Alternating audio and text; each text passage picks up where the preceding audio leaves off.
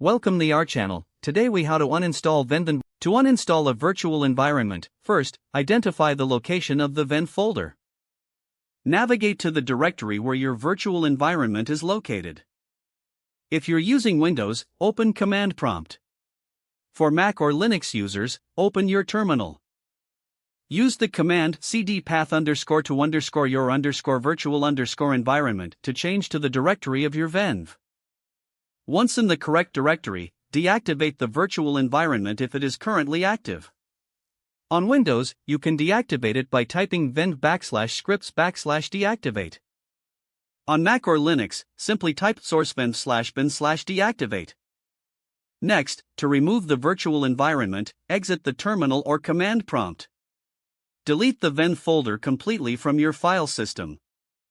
You can do this by using the rmrfvenv command on Mac or Linux.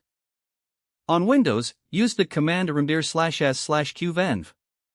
Now, let's clear the cache files related to pip. For this, first, determine your operating system.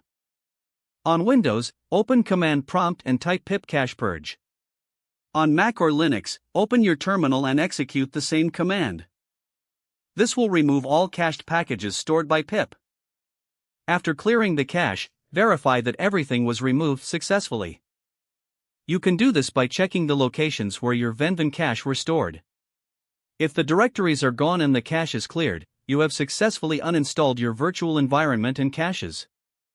If the page does not load, refresh the browser or try again in a private or incognito window. Make sure you are using the correct email address, then retype it carefully to avoid small typos. If your password is not accepted, use the reset option and create a new strong password you can remember.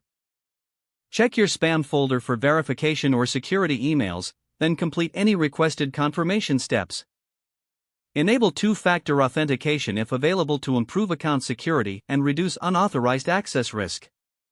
After signing in, review your profile details so your contact information and settings are accurate and current. If you see an error message, note it down and try again after restarting your device and internet connection. Log out when you finish, especially on shared devices, to keep your account and payment information secure. Don't forget to like this video and subscribe to our channel for more step-by-step tech guides.